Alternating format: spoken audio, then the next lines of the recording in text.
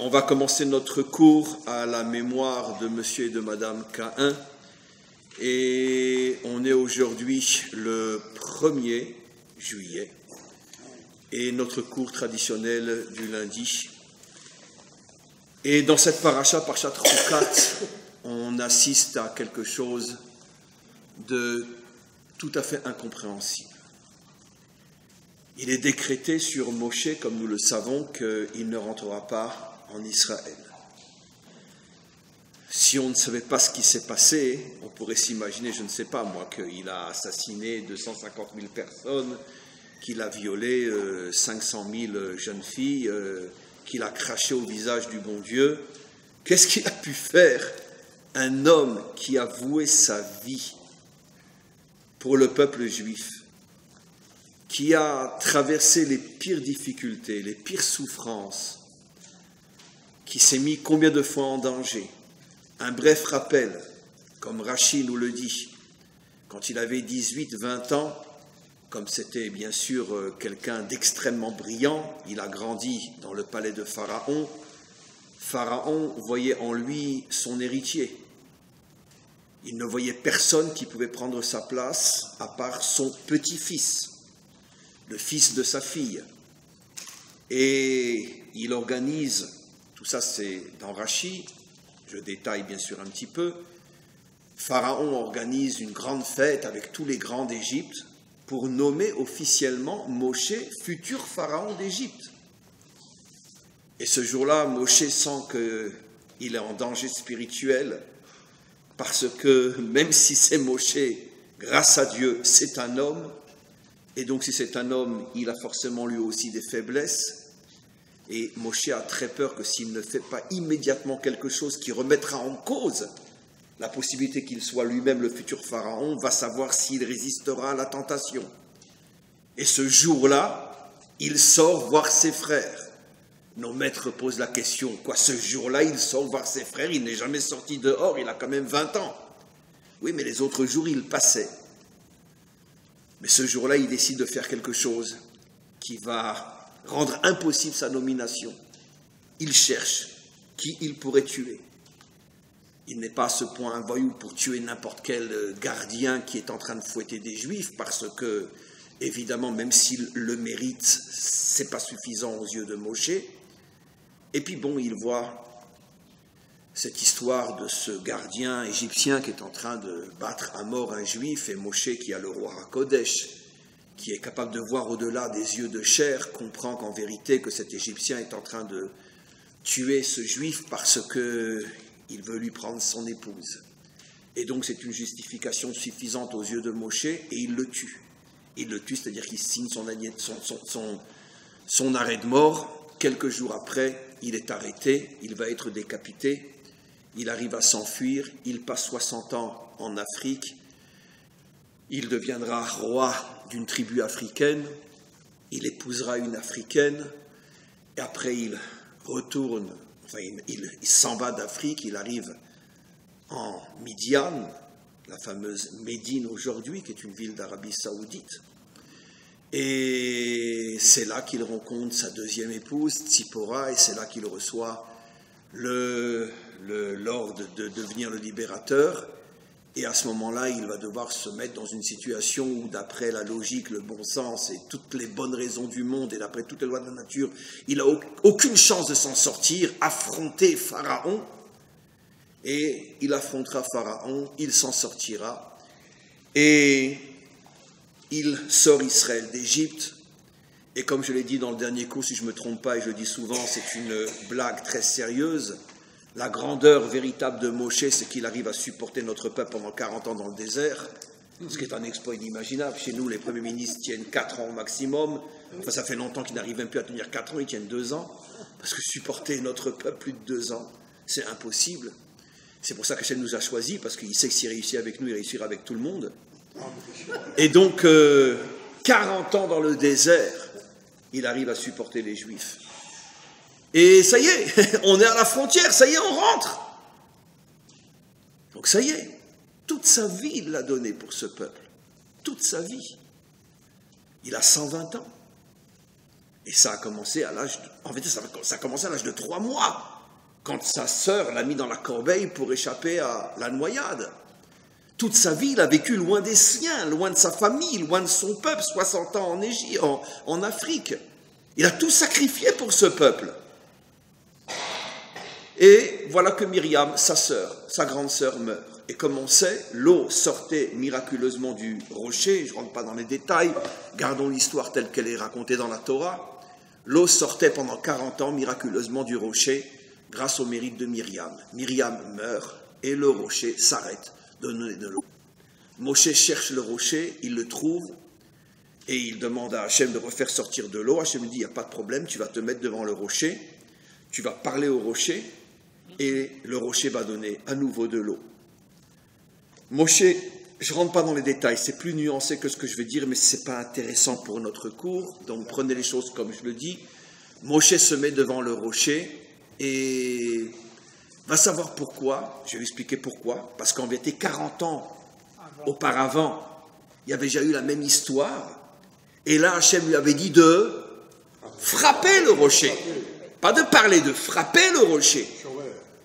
Et là, Moshe Kaniré a un bilboul, il ne se rappelle plus, il m'a dit de parler, il m'a dit de frapper. Bon, comme c'est sûr qu'une fois j'ai frappé, ça a marché, et je suis sûr d'avoir entendu au moins une fois frappe le rocher il y a 40 ans, j'étais jeune, j'avais 80 ans, et donc... Est-ce que Hachem lui dit de prendre son bâton? Oui, en plus, Hachem lui avait dit de prendre, merci, Hachem, même s'il lui avait dit de parler, lui dit de prendre son bâton. Donc, il me dit de prendre mon bâton, il y a 40 ans, il m'a dit de prendre mon bâton et il frappe le rocher, Kaniré qu'il faut le frapper. Il le frappe, et le bon Dieu, qui est si bon, d'accord, lui dit, taré mental, tu rentreras pas en Israël. Ni toi, ni ton frère, vous n'entrerez pas en Israël. Et bono shelola. En plus, si c'était vraiment une faute inimaginable, on se serait attendu à ce que l'eau ne sorte pas du rocher. Mais l'eau est oui sortie du rocher. Donc l'eau sort du rocher. Hachem lui dit prends ton bâton. Il y a 40 ans, il lui dit frappe le rocher. Alors là, très bien, il s'est trompé. Au lieu de parler, il a frappé. Mais ça mérite une telle punition, mais vous imaginez, plus tard, dans le prochain livre, il va prier 515 prières. La valeur numérique de Vaïtranan, 515 prières qui vont rester à son niveau, je dis bien, parce qu'en vérité, elles vont oui servir, mais plus tard dans l'histoire, mais à son niveau, 515 prières, et Hachem lui dit, Rav, ferme-la, tais-toi. D'accord, Rav, Lecha, ça veut dire ferme-la. Quand on dit à quelqu'un c'est un Rav, c'est une insulte, c'est comme on lui disait, ferme-la. C'est pour ça que je ne supporte pas, ni quand on me dit Rav, et alors quand on me dit Rabbin, alors là c'est... Parce que Rav Lecha, ça veut dire ferme-la. C'est un verset explicite. Donc quand vous dites à quelqu'un c'est un grand Rav, ça veut dire il ferait mieux de la fermer. En plus, s'il est âgé, c'est un Rav âgé. Voilà. Alors, vous imaginez un Rav âgé à qui vous dites ferme-la. Donc on devrait s'appeler comme on est, Chaim, Shimon. Il faudrait arrêter avec tous ces qualificatifs qui n'ont aucun sens. Mais enfin bref, quoi qu'il en soit, qu'est-ce qui s'est passé? Qu'est-ce qui s'est passé? De là, mes amis, vous avez la preuve, là, c'est mon métier, je sais enseigner, donc je sais vous tenir en haleine. C'est comme le cinéma, finalement. Mais de là, vous comprenez, c'est pour ça que je vais doucement et je fais exprès de faire du cinéma, bien que ce n'est pas du cinéma, c'est vrai. Mais de là, vous comprenez à quel point, c'est un exemple parmi des milliers, croyez-moi, à quel point ceux qui n'ont pas les clés pour comprendre la Torah, c'est impossible qu'ils la comprennent. Vous pensez qu'il y a des millions de personnes depuis 4000 ans que la Torah a été donnée, qui prennent cette histoire kepshuto, comme elle est écrite. Mais comment un homme qui a ne serait-ce qu'un centième de cerveau dans la tête peut croire que cette histoire, il faut la comprendre comme elle est écrite? C'est impossible. Sinon, excusez-moi, on ne demande de ne pas entendre, ben sinon on n'en veut pas du bon Dieu. Un bon Dieu comme ça, on n'en veut pas, c'est pas possible. Qu'est-ce qu'il a fait le pauvre? 120 ans, il te donne de sa vie, et parce qu'il a frappé au lieu de parler, alors que toi, il y a 40 ans, tu lui as dit de frapper, ça veut dire quoi? Ça mérite une telle punition. Qu'est-ce qui s'est passé? Encore une fois, de là, vous avez la preuve, mes amis, que si nous n'avons pas les maîtres d'Israël pour nous ouvrir les murailles fermées de la Torah écrite, il est absolument impossible de la comprendre. Et si malheureusement on la comprend telle qu'elle est écrite, alors c'est encore pire que de ne pas la comprendre. Comment tu peux imaginer que le texte n'est pas codé complètement, les carottes sont cuites? Vous imaginez, comme j'expliquais il n'y a pas longtemps, un général des services secrets allemands qui entend les carottes sont cuites. Alors son supérieur lui dit, alors qu'est-ce que tu as entendu? Pas de problème, les carottes sont cuites. D'accord. Oui, mais quelques heures après, c'est le débarquement. Ça s'appelle les carottes sont cuites. La Torah, c'est les carottes sont cuites. Il n'y a aucun verset, aucun mot, aucune lettre, aucun espace entre les lettres que l'on a le droit de prendre comme il est écrit. C'est que des codes. Et si tu n'as pas le décodage, eh ben, tu vas subir le débarquement. Ça veut dire que le mensonge va t'envahir et tu vas croire que tu comprends la Torah et tu ne comprends rien. Qu'est-ce qui s'est passé? Qu'est-ce qui s'est passé? Alors, Baruch Hashem, on a les maîtres d'Israël qui nous expliquent à quoi cette métaphore fait allusion et quel est le décodage. Il nous explique la chose suivante. Pourquoi, il y a 40 ans, il fallait frapper le rocher, et pourquoi 40 ans après, il faut parler au rocher? L'explication est la suivante. Quand je dis l'explication, c'est-à-dire notre explication, bien évidemment. Ne croyez pas qu'on explique tout ce qui est dit à ce sujet-là. Dites-moi, mes amis, je vais vous donner un exemple très simple. Est-ce qu'il est dit dans la Torah que quelqu'un qui est Mechalel Shabbat, qui profane Shabbat devant 2 témoins, qui le préviennent que c'est interdit, et il dit « je le sais, mais je le fais quand même ». On a un exemple dans la Torah, le Mekoshesh. Il y a quelques parachiotes, la paracha des explorateurs, à la fin de la paracha. Et donc, il profane Shabbat devant témoins, parce que si il n'y a pas de témoins dans n'importe quel tribunal du monde, on ne peut rien faire, même dans un tribunal laïque, aujourd'hui, dans le monde. Donc, évidemment qu'il y a des témoins, d'accord? Et son action est rapportée devant le tribunal. Est-ce qu'il est passible de mort? Oui. La Torah est dure quand même. Hein? La Torah est très dure. Vous imaginez quelqu'un, il veut rentrer dans sa chambre parce qu'il cherche quelque chose et il fait noir et il veut appuyer sur l'interrupteur pour voir clair. D'accord? Et il y a 2 hommes qui sont avec lui. Il dit, hey, tu n'as pas le droit, c'est Shabbat. Tu sais que c'est très très grave, c'est très interdit. Il dit, je sais, mais je m'en fous. Attends, mais si tu fais ça, nous on t'amène au tribunal, hein. Je m'en fous, royalement. D'accord? Il ne prend pas ça au sérieux. Il appuie sur l'interrupteur. Il l'amène au tribunal. D'après la Torah, il est passible de mort. D'accord? Ah non, il faut 3 témoins. Non, 2. Non, 2. 2. Ouais, franchement, on se croirait en Iran, en Arabie Saoudite. Hein. D'accord. Et quelle va être sa mort? Skila. C'est quoi Skila? C'est pas Bouskila. Lapidé. Skila, c'est quoi? Lapidé. Vous imaginez un bonhomme, il allume la lumière pour chercher un objet dans sa chambre, le Shabbat, il est lapidé. C'est marqué dans la Torah. Hein. C'est dur. Heureusement qu'il ne fait pas ça pour tout le monde. C'est dur. Hein. Je serais plus là. C'est dur. Voilà. Imaginez-vous un jeune homme qui voit une jeune fille célibataire passer dans la rue, il la suit, il l'attrape, il la viole et il s'enfuit. Des témoins l'ont vu, des témoins lui ont parlé, il s'est enfui, il est retrouvé, il est rattrapé, il est amené au tribunal. Quelle sera sa punition? Il est passible de mort? Non. Alors bon, rentrons pas dans les détails, mais en tout cas, il n'est pas passible de mort. Wow. J'appuie sur un interrupteur, je vais être lapidé, je viole une jeune fille. Je ne suis pas condamné à mort. Vous reviendrez lundi prochain après ce que je vais dire maintenant? Très bien. Sincèrement, je comprends pourquoi il y a tellement de juifs qui ont abandonné la Torah. Hein. Je comprends pourquoi il y a tellement de juifs qui ont abandonné la Torah. Parce que je veux dire, c'est complètement fou cette affaire-là. Tu appuies sur un interrupteur, tu es lapidé, tu violes une jeune fille, tu n'es pas condamné à mort.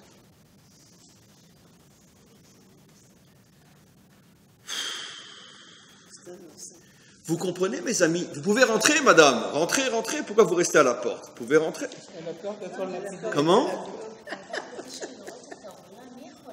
Ah, slicha. אנחנו באמצע שיעור, אנחנו לא יכולים. לא, סליחה. לא, אני לא יודע. Et vous comprenez maintenant pourquoi, entre autres, le sujet avec lequel on a commencé le cours est dans la parcha qui s'appelle Para Aduma. Zot Chukat HaTorah. Je vous ai déjà expliqué des milliers de fois, maintenant vous le savez par cœur, que le nom d'une parcha contient tous les sujets de la paracha. Ce qui veut dire que, qu'est-ce que c'est Chukat HaTorah? On sait que la Torah est divisée en plusieurs catégories. Il y a les mishpatim, il y a les dinim, il y a les mitzvot, il y a les chukim. C'est quoi les chukim? C'est la partie de la Torah qui traite de lois que nous ne pouvons en aucun cas comprendre. C'est complètement au-dessus de la raison. Je n'ai pas dit, j'ai fait attention dans la manière de le dire, je n'ai pas dit ce sont des lois qui n'ont pas de raison, qui n'ont pas de raison d'être. Ce sont des lois que pour l'instant, nous ne pouvons pas comprendre. Nous ne pouvons pas comprendre. On les comprendra un jour, mais pour l'instant on ne peut pas les comprendre. C'est complètement au-dessus de la compréhension.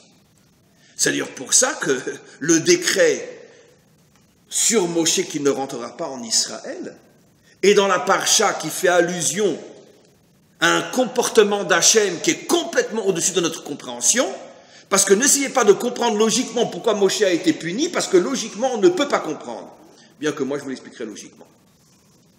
Mais apparemment on ne peut pas comprendre. Et effectivement, l'exemple que j'ai donné de quelqu'un qui appuie sur l'interrupteur, la Torah dit qu'il est passible de mort, et quelqu'un qui viole une jeune fille, il aura une punition, mais en tout cas il ne sera pas passible de mort, c'est complètement au-dessus de la compréhension. C'est des chukim. On ne peut pas comprendre. Surtout aujourd'hui, en 2019, avec notre sensibilité occidentale, etc., je veux dire, c'est impossible.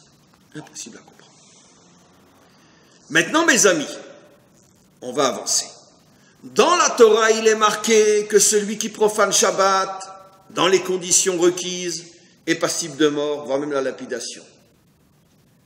Sur le terrain, concrètement, dans la vie de tous les jours, est-ce qu'on lapidait quelqu'un qui profanait Shabbat?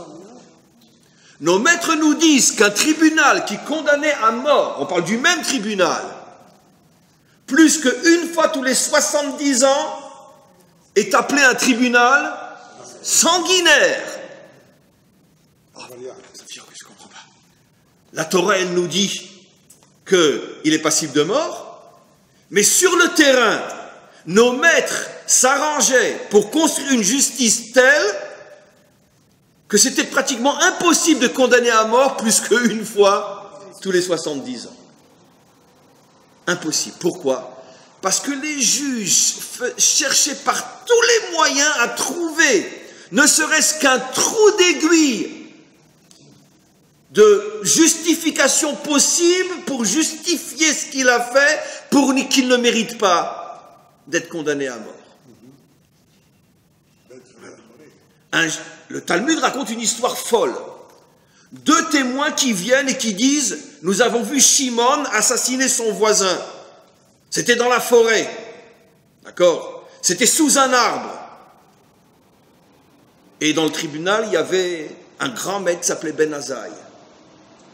Ben Azaï leur a posé la question « Ah, c'était sous un arbre?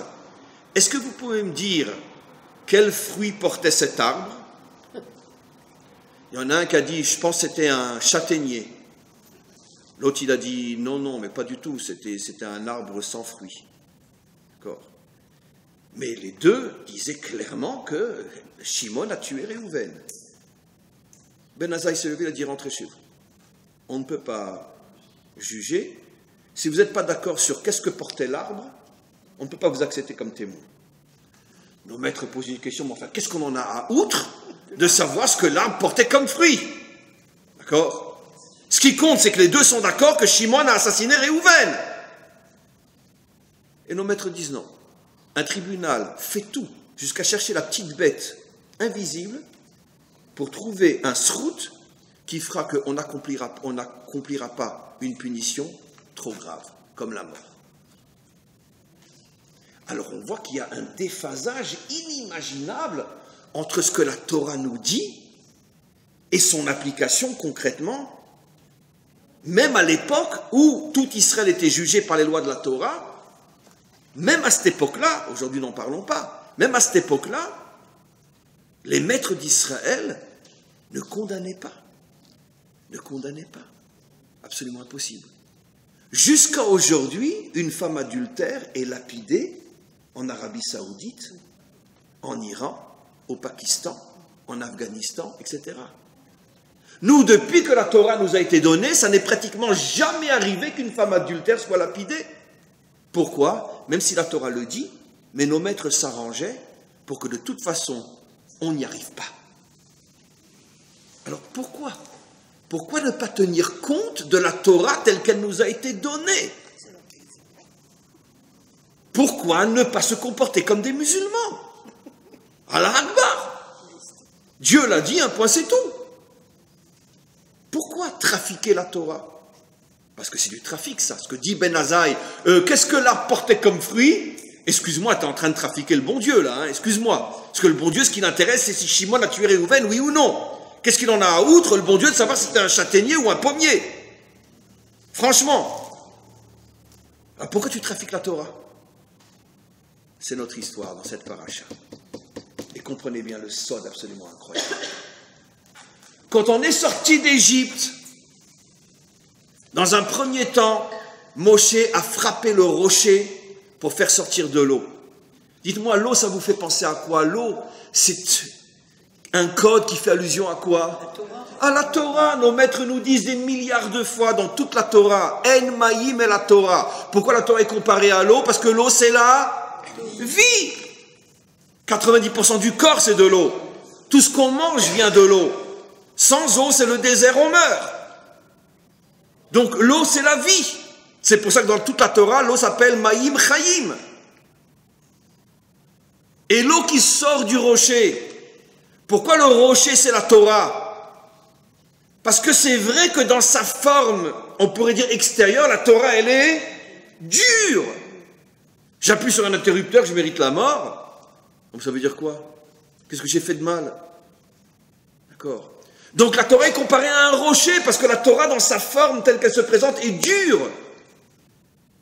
Et l'eau qui sort du rocher, c'est effectivement les enseignements de la Torah. 40 ans au préalable, Moshe a frappé le rocher pour faire sortir l'eau. Frapper, ça fait allusion à la punition.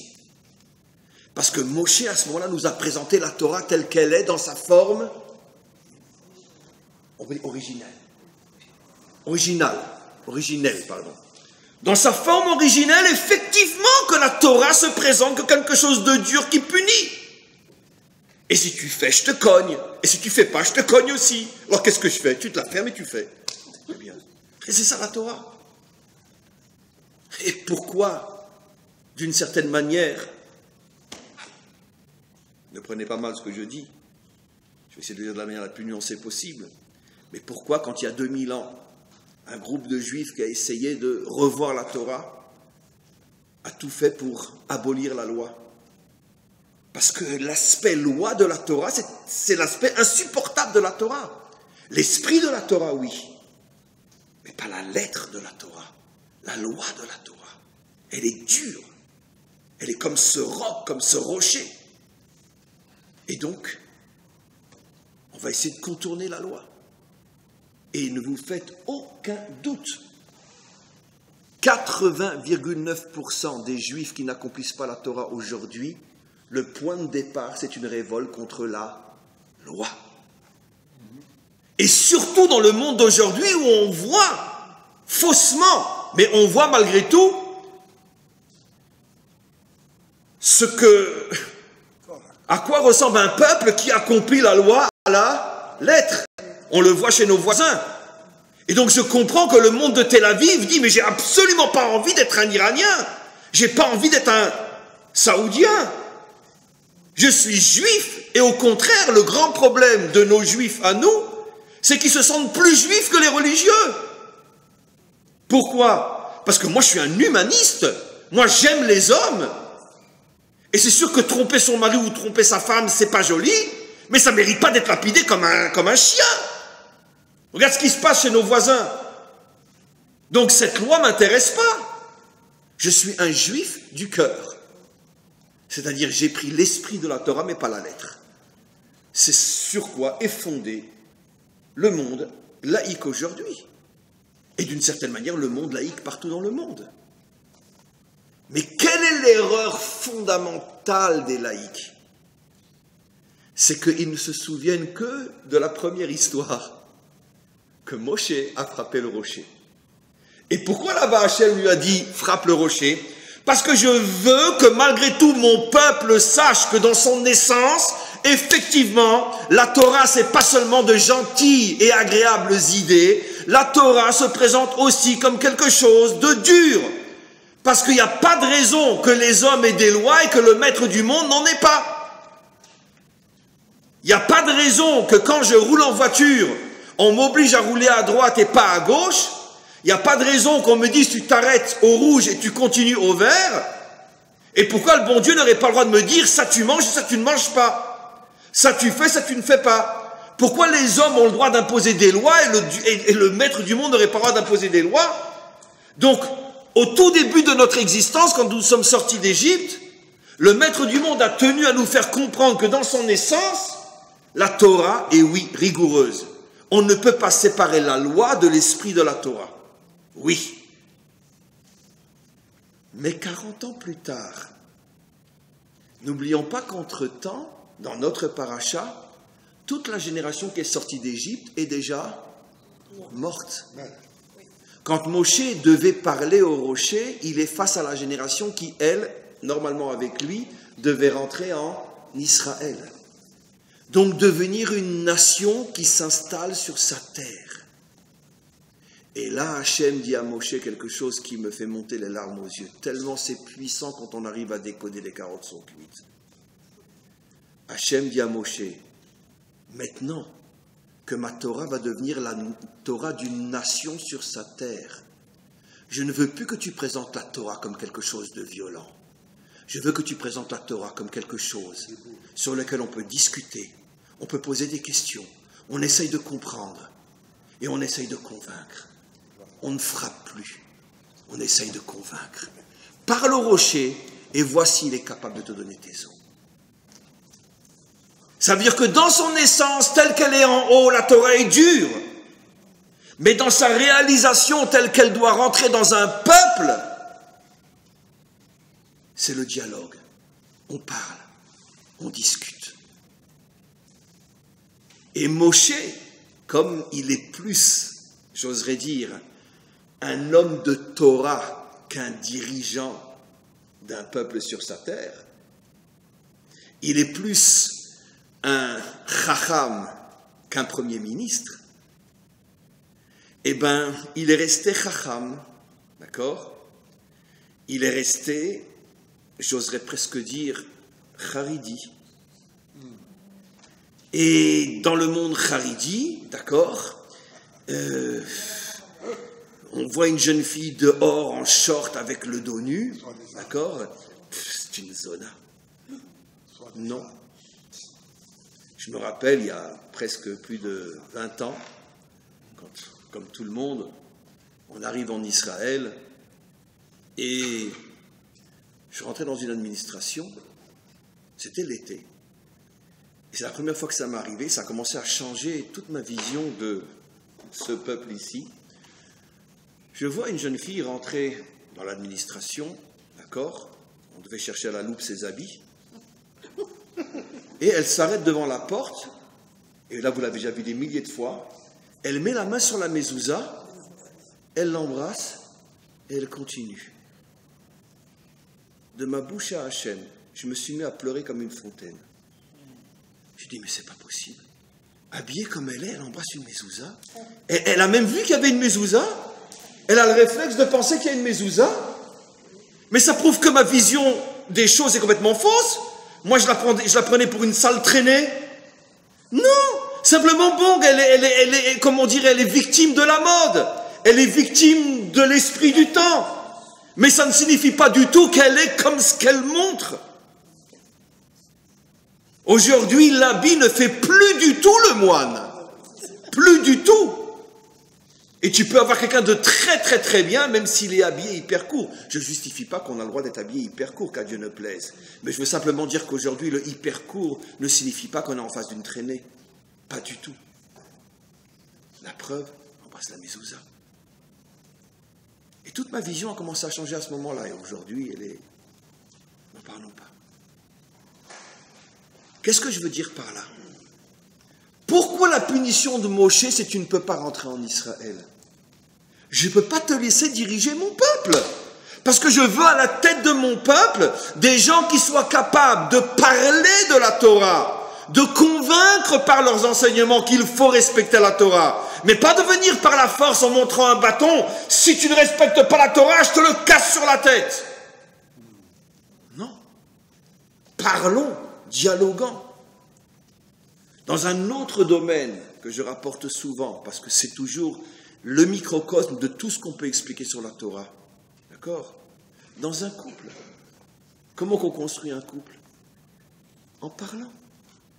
Pas en menaçant. Pas en criant. Pas en insultant. Elle fait quelque chose qui te dérange, tu fais quelque chose qui la dérange. Parle. Dialogue. Explique. Essaye de convaincre. Pourquoi tout de suite tu juges et tu dis, ah bah si elle est comme ça, s'il est comme ça, bah alors c'est fini. Parle. Non. Dites-moi dans la Torah, quel est le premier couple qui a commencé à se parler? Abraham et Sarah. Vous remarquerez que depuis Adam et Ève qui ne se sont jamais parlé, comme par hasard, le couple fondateur d'Israël, c'est le premier couple qui se parle. Pour nous faire comprendre quoi? Que s'il n'y a pas de dialogue, il n'y a pas de vie, il n'y a pas d'humain, il n'y a rien. Si c'est vrai au niveau d'un couple, à plus forte raison au niveau d'une nation. Nous voulons que la Torah se répande partout dans notre peuple. Alors, essayons de convaincre notre peuple. Maintenant, je vais vous dire des choses très, très, très choquantes. D'accord? Est-ce que c'est normal que les bus ne fonctionnent pas le Shabbat? Bah, dites-moi la vérité, vous allez me tous dire oui, bien sûr. D'accord? C'est une abomination. C'est une abomination que les bus ne fonctionnent pas le Shabbat. Ah oui, bah, c'est bien. Vous revenez le cours prochain, lundi? Promis, vous revenez quand même? Non, vous ne revenez pas? Très bien. Ok. Très bien. Vous savez pourquoi c'est une abomination? Parce que ça a été imposé par la force, par le pouvoir politique. Des partis religieux qui, pour pouvoir donner d'autres choses, ont négocié, on a dit, vous nous donnez les autobus le Shabbat, et on vous donnera qu'on se met avec la droite ou avec la gauche, peu importe. C'est de l'utilisation d'un bâton contre un peuple à qui on n'a rien expliqué. D'accord? Parce qu'il y a des centaines de milliers de juifs le Shabbat qui voudraient prendre le bus et qui ne peuvent pas le prendre parce qu'il y a eu un accord politique, donc un accord forcé entre les milieux religieux et le gouvernement. On vous donne, vous nous donnez. Eh bien, c'est ça, frapper le rocher. Au lieu de sortir et d'expliquer à tout Israël pourquoi c'est important qu'il n'y ait pas de bus Shabbat, non, on prend des raccourcis, on utilise la force politique et on impose à la majorité des juifs israéliens ou d'acheter une voiture ou de rester chez eux le Shabbat. C'est ça la faute de Moshe. Hachem a dit à Moshe, toi tu ne peux pas être le leader de mon peuple. Impossible, reste dans le désert. Tu ne peux pas. À mon peuple, je veux qu'on lui parle, pas qu'on lui impose des choses. J'ai dit que les bus doivent fonctionner le Shabbat, chas v'shalom. J'ai dit que la manière dont on les empêche de fonctionner, est fausse. On ne parle pas, on n'explique pas. Très bien. Là, je vais dire quelque chose qui va vraiment, alors là, vous choquer. J'espère que je vais prendre des photos parce que je ne sais pas, c'est peut-être la dernière fois que je vous vois. Chilton, ça va? Très bien. Dites-moi, est-ce que c'est normal qu'on soit dans la Judée-Samarie? Oui. Mais évidemment, c'est à nous. Oui. Le problème, c'est que bien sûr que oui. Je rajouterais même, c'est dommage qu'on n'ait pas aussi du côté est du Jourdain. Bientôt, Bezrat Hashem. Mais la manière dont on y est une abomination. Vous savez pourquoi? Parce qu'on utilise la force politique. Et je vais vous donner un exemple très simple, mes amis. Dites-moi, quand il y a eu le retrait, ou plutôt, comment on dirait en français, le guirouche? Non. L'expulsion, merci. D'accord? Des Juifs, des Israéliens du Gush Katif. Vous avez vu le peuple réagir? D'abord, c'est la droite qui les a mis dehors, et le dirigeant le plus droitier de tous les droitiers de la droite, Sharon. Vous avez vu des manifestations dans la rue? Oui, très bien, quelques-unes. Allez, bon, d'accord, à la loupe, très bien. D'accord, des minuscules petites, genre on fait quelque chose, et de toute façon toutes orchestrées par les gens du Gush Katif eux-mêmes, qui envoyaient des gens à eux bloquer les routes. Il suffisait de les voir pour voir que c'était des gens du Gush Katif, ce n'était pas des Israéliens de Tel Aviv, ni de Jérusalem, ce n'était pas la communauté française de Baka, il n'y a aucun risque. Très bien. Et donc, vous avez vu que le peuple a réagi, le peuple s'est soulevé, etc. Très bien. Maintenant, je vais vous dire quelque chose d'extraordinaire. De ma bouche à Hachem, je n'en rajoute pas un mot. Moi, après le Guirouche, j'y étais comme des milliers d'autres, le Shabbat avant le Guirouche était un dimanche, et j'ai passé le Shabbat juste avant, là-bas. Et on est parti après le Motzei Shabbat. Combien de rabbinim, entre autres le Rav de Nevet Kalim, je ne citerai pas son nom, peu importe, combien de rabbinim ont dit, quand ils ont vu que finalement tout le peuple les a abandonnés, vous savez ce qu'ils ont dit, et moi je l'ai entendu de leur bouche, vous savez pourquoi finalement on s'est fait avoir? Moi, j'étais le Shabbat avant le Guirouche à Nevet Kalim, dans le plus gros yeshuv de Gush Katif. Et le Rav de Nevet Kalim, d'accord, qui après a failli se tirer une balle dans la tête pour ce qu'il avait dit, tellement il n'y croyait pas. Il est devant nous, on est des milliers venus de tout Israël, en plus de ceux qui sont sur place, à l'entendre. Et il dit, ça devait commencer le lendemain, le Guirouche. Et il dit, mes amis, ne vous inquiétez pas. C'est impossible qu'il nous expulse. D'accord? Notre peuple ne laissera pas faire. Ne vous inquiétez pas. Et le lendemain, en quelques heures, ils étaient tous dehors. Le même Rav a dit après, quelques semaines après, et j'y étais et je l'ai entendu, a dit, vous savez quelle était notre erreur? C'est parce que partout où c'est installé dans le pays, on a utilisé notre force politique. On n'a jamais pris le temps d'aller parler à notre peuple pour leur expliquer pourquoi on est là où on est. Et c'est pour ça que finalement, mesure pour mesure, on a utilisé la politique pour être là où on est. Et bien quand la politique nous met dehors, le peuple ne réagit pas, puisque de toute façon, on n'explique jamais rien. Depuis le Gush Katif, écoutez-moi bien, c'est monté un réseau partout dans le pays, qui est de plus en plus fort, qu'on appelle le Garin HaTorani. Mot à mot, le noyau Torani. Ça veut dire que qu'est-ce que fait ce monde-là? Ils ont envoyé des familles entières dans toutes les villes d'Israël, même les plus petites, où s'installent des gens de cette tendance-là, montent des communautés, donnent des cours pour être au milieu du peuple, lui parler et leur expliquer qui ils sont, ce qu'est leur idéal et pourquoi ils font ce qu'ils font. Ils ont compris que ce qui avait manqué, c'est le dialogue. On ne parle pas. On utilise notre force politique, puisque c'est la droite qui est au pouvoir. Il faut dire que pendant des années, même la gauche au pouvoir a construit plus de yeshuvim dans Yehuda Shomron que la droite elle-même, peu importe. mais parce que la gauche d'il y a 30 ans était plus à droite que la droite d'aujourd'hui, ça il faut le savoir, mais peu importe. Mais quoi qu'il en soit, il n'y avait pas de dialogue. On vote une loi, allez, on construit un yeshuv dans Yehuda. Et le peuple, lui, tu lui demandes son avis, les dirigeants décident. Mais ça, c'est de la force. C'est pas du dialogue. La Torah, dans cette paracha, nous apprend quelque chose d'extraordinaire. Tout ce qui touche à la Torah doit passer par le dialogue, par l'enseignement. Il faut arriver à convaincre, il faut arriver à persuader. Tu y arrives, tant mieux. Tu n'y arrives pas, tu n'utilises pas la force pour faire passer la Torah.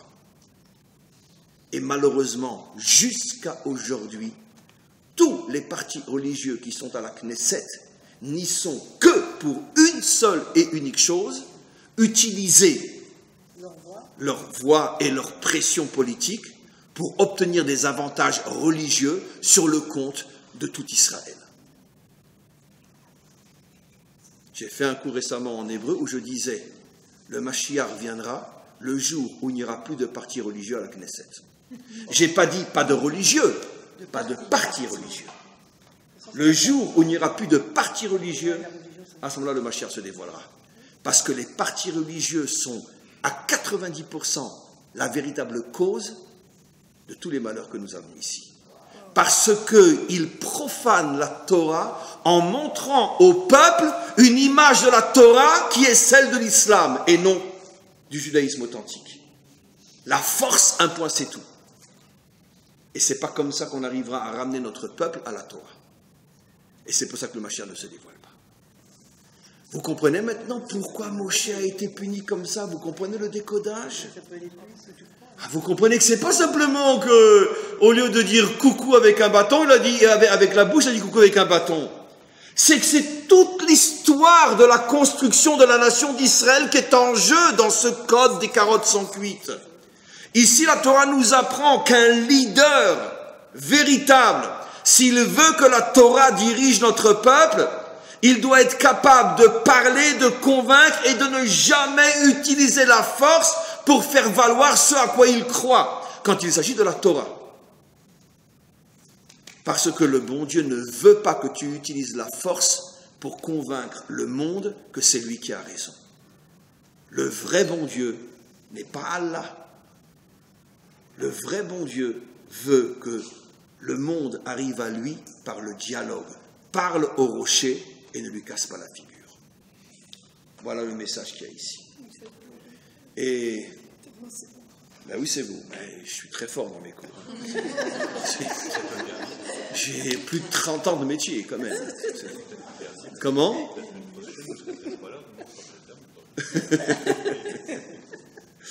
Non, ce cours en français, j'ai pas trop de risques. Mais je l'ai fait en hébreu. Et alors là, ce cours en hébreu, il me met beaucoup, beaucoup en danger. Mais en français, bon, ça reste entre nous. Je veux dire, les leaders israéliens à la Knesset ne vont pas entendre le cours en français. Mais par contre, je l'ai fait en hébreu. Alors là, je risque ma peau. Mais de toute façon, ça fait longtemps que j'ai déjà plus de place et j'ai des balles partout. Donc, c'est pas grave. Mais quoi qu'il en soit, on comprend donc ce qu'est la faute de Moshe. J'ai pas fini. Je vais maintenant mettre le gâteau, la cerise sur le gâteau. Vous remarquerez donc que Moshe est puni, mais par contre, ce qu'on ne comprend pas bien, c'est que Aaron aussi est puni à ce moment-là. Et là, tous nos maîtres s'étonnent, ils disent, mais attends, mais Aaron, il n'était pas dans le coup. Il n'y a que Moshe. Alors, il y en a qui disent, mais ils sont très vite contredits. Oui, mais parce qu'il aurait peut-être pu empêcher son frère. Depuis quand Aaron va empêcher son frère de... C'est pas aaronique comme comportement. Donc, qu'est-ce qui s'est passé? Continuons un petit peu la paracha. On voit que, bien que Moshe a entendu qu'il ne rentrerait pas en Israël, là encore une fois une preuve de la grandeur inimaginable de Moshe, il continue à se soucier de l'entrée d'Israël sur sa terre, tout en sachant que lui ne rentrera pas. C'est-à-dire que Moshe, c'est pour ça que c'est terrible la punition. quand on comprend que Moshe, c'est quelqu'un que l'ego, il ne sait pas ce que c'est. C'est pour ça que la Torah, c'est le plus humble des hommes. Un homme qui a donné 120 ans de sa vie, qui arrive à la frontière de l'ultime réalisation de son rêve, et qu'on lui dit tu rentres pas, et qui continue à s'occuper de son peuple comme s'il lui allait rentrer, c'est vraiment incroyable. Vous comprenez ce que c'est Moshe. Mais bon. Et il envoie des messagers au roi de Édom, c'est notre paracha. Pourquoi? Parce que Édom, c'est quelle région aujourd'hui? C'est tout le sud du Jourdain, la région d'Élat. C'était ça Édom. Élat, tout ça, c'est Édom. C'est pour ça que la mer, on l'appelle la mer Rouge.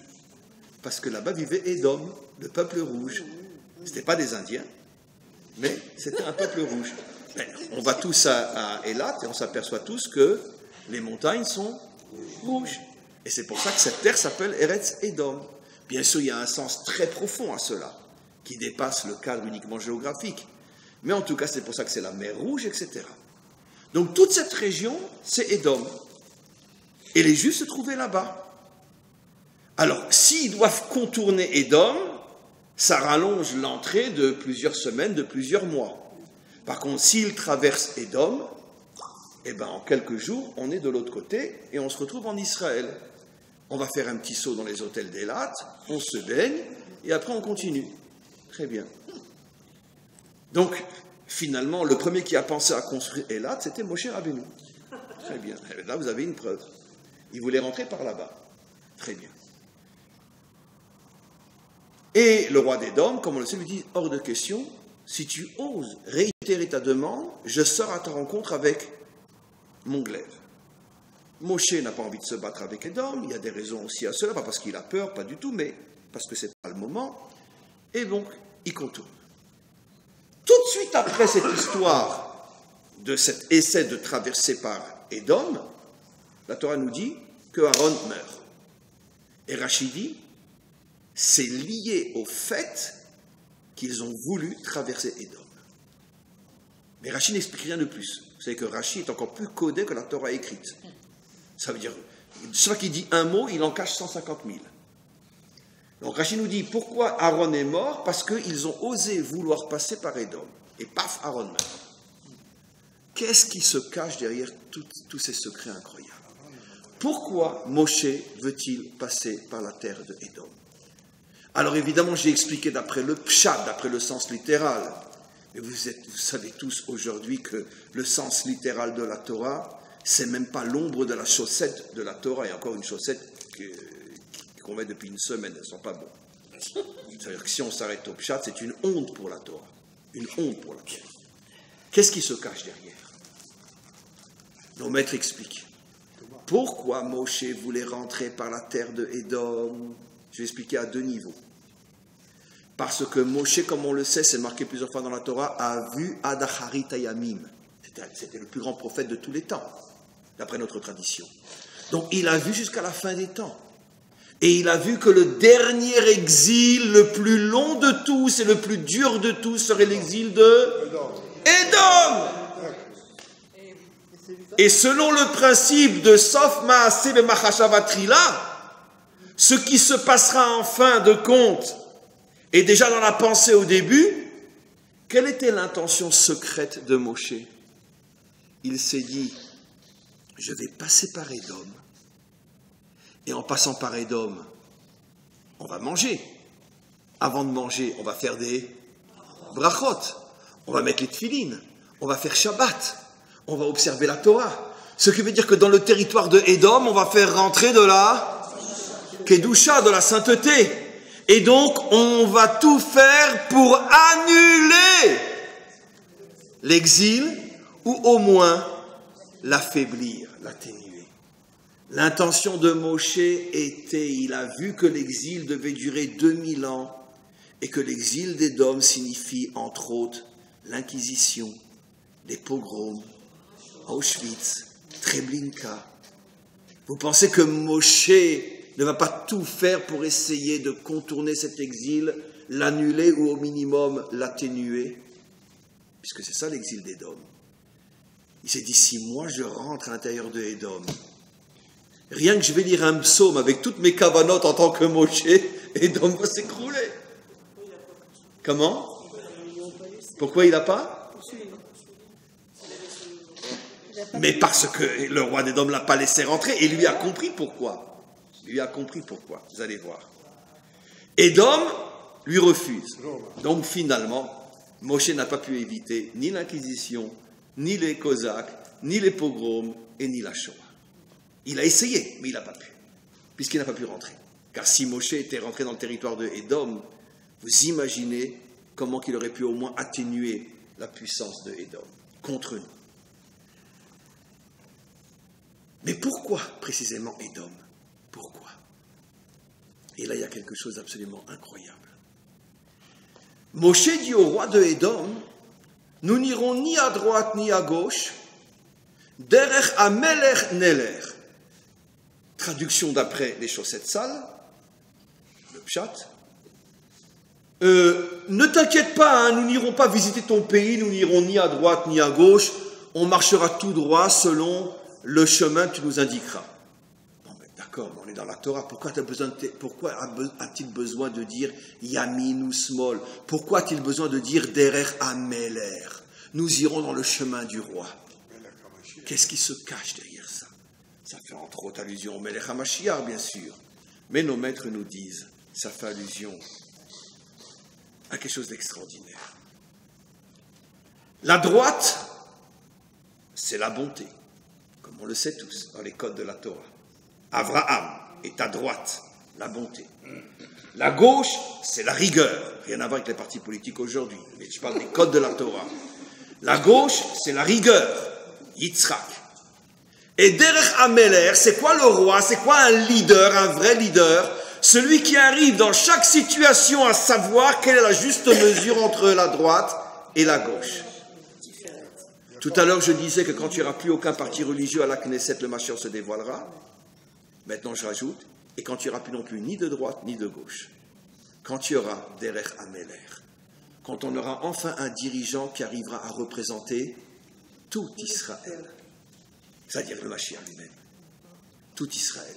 Je suis ni à droite ni à gauche. Je suis ni dati ni haridi. Je suis un enfant d'Hachem, Nekuda. Et ça inclut toutes les facettes de mon peuple. Ça, c'est un vrai dirigeant. Maintenant, c'est ce que Moshe lui dit. Derech amelech neler. Ça veut dire que quoi? Nous voulons construire une nation qui ne sera ni à gauche ni à droite. On ne sera pas une nation qui ne parle que d'amour. On n'ira pas que à droite. On ne sera pas une nation qui ne parlera que de djihad. On ne sera pas que à gauche. On veut être un peuple qui arrive à réunir toutes les extrêmes et tous les contraires. Derech ameler. Ça veut dire que notre religion, ne t'inquiète pas, ne sera pas la religion de l'amour. Mais ça ne sera pas non plus la religion où on tue tous les infidèles et on massacre tous ceux qui ne pensent pas comme nous. On ne sera ni à droite ni à gauche. Notre foi, c'est derech ameler. On veut faire la synthèse, finalement, entre la droite et la gauche. Mais Moshe n'est pas arrivé. Et pourquoi Moshe n'est pas arrivé à rentrer? Et comment qu'il a interprété le refus de Édom? Parce que Moshe avait déjà au préalable fait l'erreur de frapper le rocher au lieu de lui parler. C'est-à-dire que Moshe avait déjà montré que finalement, malgré toutes ses bonnes intentions, il n'a pas pour l'instant la carrure d'un vrai leader. Il est un petit peu trop haridi. La loi. Et donc, tu es un petit peu trop à gauche, Moshe. Ne vote pas pour Barak cette fois-ci. Tu es un petit peu trop à gauche. D'accord. Et maintenant, et pourquoi Aaron est mort tout de suite après? Parce que Aaron, il est un petit peu trop à droite. Mais mes amis, ne prenez pas mal ce que je veux dire. Mais nous savons, notre tradition nous enseigne depuis 4000 ans que toute l'histoire humaine non juive s'enracine dans la Torah. Et à plus forte raison notre histoire. Eh bien, la racine thoraïque du christianisme, c'est Aaron, et la racine thoraïque de l'islam, c'est Moshe qui a frappé le rocher. Voilà. Moshe a essayé de réparer en disant nous n'irons ni du côté de Aaron, ni de la faute que j'ai fait de frapper le rocher. Je te promets qu'on va passer au milieu. Mais le roi de Édom lui dit, c'est trop tard Moshe. Parce que toi et ton frère, vous avez déjà tous les deux fait la faute qui prouve que toi tu es trop à gauche et lui il est trop à droite. Toi tu es trop à gauche, tu as frappé le rocher au lieu de lui parler, et ton frère est trop à droite. Quand ils sont venus lui demander... pour la faute du veau d'or, d'accord, de participer, au lieu de dire « tuez-moi comme l'a fait Rour, tuez-moi, mais moi je ne participerai pas », qu'est-ce qu'il a fait Aaron? Bon, il faut les comprendre, Moshe n'est pas revenu, aime ton prochain comme toi-même, etc., etc.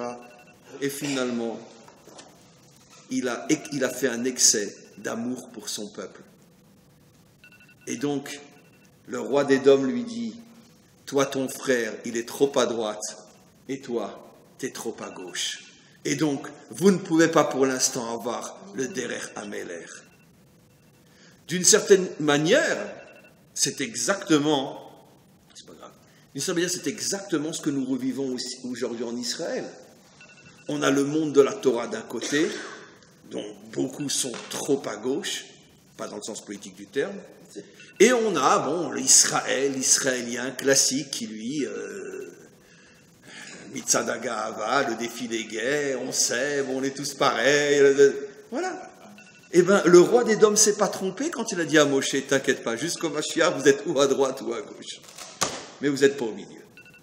Vous avez vu tous les codes qu'il y a là-dedans? C'est incroyable, hein? Incroyable. Maintenant, vraiment, le mot de la fin. Vous comprenez maintenant pourquoi la guerre de Gog et Magog, dit le Malbim il y a plus de 150 ans, et disent tous nos maîtres, et on le voit tous les jours aujourd'hui, c'est l'union de Édom et d'Ishmaël contre nous? Bien sûr, on l'a déjà dit 1000 fois.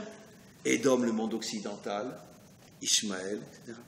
Est-ce que Ishmaël pourrait se battre contre nous s'il n'avait pas Édom derrière? Non. Est-ce que notre ennemi, franchement, c'est Ishmaël ou Édom?